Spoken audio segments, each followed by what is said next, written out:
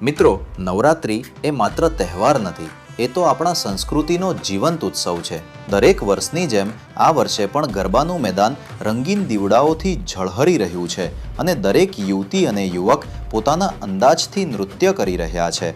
પણ આ વર્ષે ચર્ચામાં છે 5 ખાસ નામો, જેઓએ પોતાની પ્રતિભાથી આખા મેદાનને જીવંત બનાવી દીધું છે।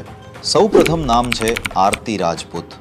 આરતીનો ગરબા એટલો ઉર્જાવાન છે કે દરેક તાલ સાથે આખું મેદાન ધબકતું જણાય છે। એના ડાન્સમાં છે જુસ્સો, પરંપરા અને આધુનિકતાનો સુંદર સમન્વય। બીજું નામ છે કિત્તુ આહિર।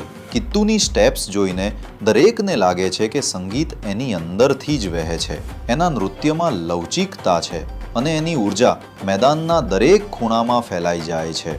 ત્રીજું નામ છે દિશા માનેક। દિશા માત્ર નૃત્ય જ નથી કરતી, પણ એની સ્મિત અને અંદાજથી આખા ગરબાને એક નવો રંગ આપી દે છે।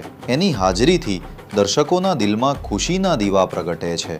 ચોથું નામ છે પ્રાચી સોલંકી। પ્રાચીના દરેક સ્ટેપમાં સૌમ્યતા દેખાય છે।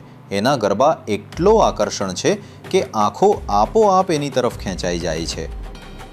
અને અંતમાં છે માહી પટેલ। માહીનો ગરબા જોયા બાદ એક જ શબ્દ આવે છે, ગરબાની રાણી। એના નૃત્યની ગતિ અને તાલે મેદાનમાં આગવો જ જુસ્સો જગાવી દીધો છે।